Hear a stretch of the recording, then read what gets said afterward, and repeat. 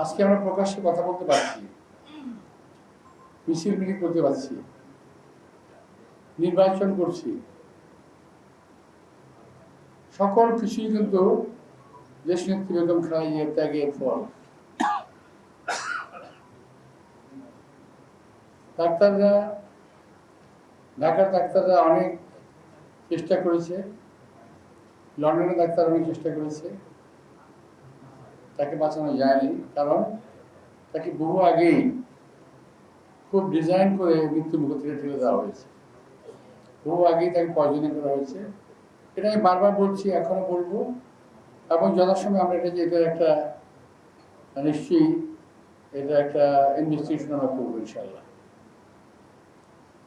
একটা কথা বলতে আমার খুব ভালো লাগছে, ঢাকার ডাক্তাররা যে চিকিৎসা করেছে লন্ডনের মতো একটা জায়গায়, লন্ডন ক্লিনিকে ডাক্তাররা বলেছে যে ঢাকায় যে চিকিৎসা হয়েছে বেগম খালেদা জিয়ার, এই চিকিৎসা আমরা করতে পারতাম না।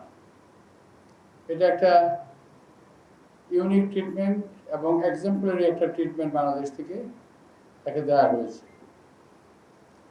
তো আমি এই জন্য বরাবরই বলি, আমি নিজেও বিভিন্ন সময়ে চিকিৎসার জন্য বাইরে যাই, কিন্তু ওই চিকিৎসা আমার ঢাকার ডাক্তাররা যদি এন্ডোর্স না করে আমি সেই চিকিৎসা নেই না। কারণ আমি ঢাকার ডাক্তারদের উপরে, বাংলাদেশের ডাক্তারদের উপরে আমি অত্যন্ত বেশি রকম আমি বিশ্বাস করি। আজকে একটা কথা না বললেই নয়, নির্বাচনের এই সুযোগটা নিয়ে এই দেশের কতগুলো মানুষ, কতগুলো কথিত রাজনৈতিক দল, যারা এই দেশের স্বাধীনতা সার্বভৌমত্ব কখনোই পছন্দ করেনি, তার দেশটাকে আবারও একটা অজানা গন্তব্যের দিকে ঠেলে দেওয়ার চেষ্টা করছে। তারা চেষ্টা করছে যাতে এই নির্বাচন না হয়, কারণ তারা নির্বাচনের জন্য প্রস্তুত নয়, কারণ তাদেরকে দেশের জনগণ গ্রহণ করছে না। ওরা বুঝতে পেরেছে, জনগণের নর্মস বুঝতে পেরেছে, তাই তারা নির্বাচন যাতে বানচাল হয় তার জন্য এহেন চেষ্টা নাইজেরিয়া করতেছে, খুনোখুনি করতেছে, রাহাজানি করতেছে, যাতে নির্বাচনটাকে বাতিল করা যায়।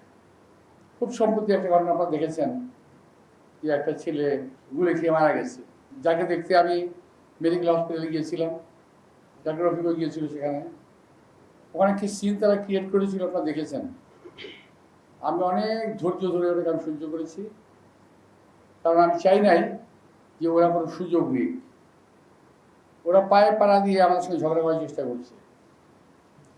দেশপ্রেমিক শক্তির সঙ্গে একটি দেশ বিরোধী চক্র আজকে যুদ্ধ করার চেষ্টা করছে।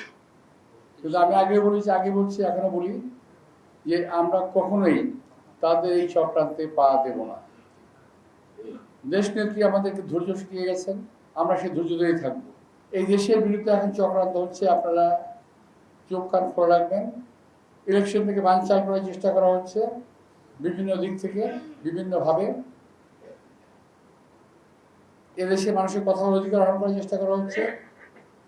আর একটা ভাব হয়ে গেছে যে বিএনপি ছাড়া আর সবাই কথা বলবে, বিএনপি কথা বলতে পারবে না। আমরা কথা বললেই ওটাকে টুইস্ট করে অন্যভাবে চালিয়ে দেওয়া হয়, বিভিন্নভাবে চালিয়ে দেওয়া হয়। আমি আজকে সকালবেলা গেছি, ওই যে বাংলাদেশ ব্যাংকে গিয়েছিলাম। ওখান থেকে বেরোয়ার আগেই দেখলাম নিউজে চলে আসছি যে আমি নাকি ওখানে গিয়েছি, অন্যায়ভাবে গিয়েছি। হোয়ারেজ আমি পারমিশন নিয়ে গেছি, আমার কাছে কার্ড ছিল 7টা 4টা 11টা কার্ড ছিল বিল্ডিংয়ের জন্য। এই 11টা কার্ড নিয়ে যথাযথ নিয়ম ফলো করে আমি ওখানে গেছি, কিন্তু পত্রিকায় দিয়ে দিল যে আমি নিয়মকানুন ফলো করিনি, এবং অনেক দলবল নিয়ে গেছি।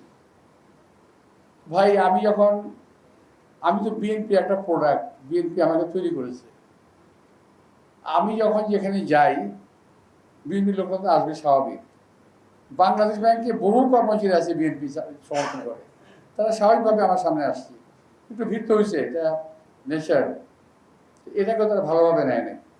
আর কিছু কিছু লোক দেখবেন, বিশেষ করে আমি আপনাকে অনুরোধ জানাবো, যারা সোশ্যাল মিডিয়ায় কাজ করেন, সোশ্যাল মিডিয়ায় দেখেন, এমনকি দেখবেন যে ওখানে আমার সম্বন্ধে কীভাবে উল্টাপাল্টা কথা লেখা হয়, কীভাবে উল্টাপাল্টা কথা বলা হয়। মনে হচ্ছে যে বাংলাদেশে বোধহয় একমাত্র একটা এলাকা নির্বাচন হচ্ছে, সেটা হলো মির্জা আব্বাসের নির্বাচন। এরকম মনে হয় না?